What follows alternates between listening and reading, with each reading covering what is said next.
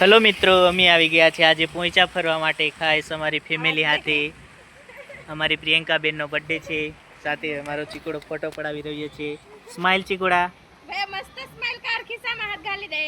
ઓ hero ભરે બસ જો મસ્ત સીધું જો ને મામા ના લો મસ્ત ફોટા પાડે રે. નહીં જોતો ને યાર તું બરાબર. હા આવી ગયો મસ્ત. ચાલો હવે આગળ જઈએ. વારી વારી વિડીયોમાં જ આવી જશે તમારા ફોટા પણ.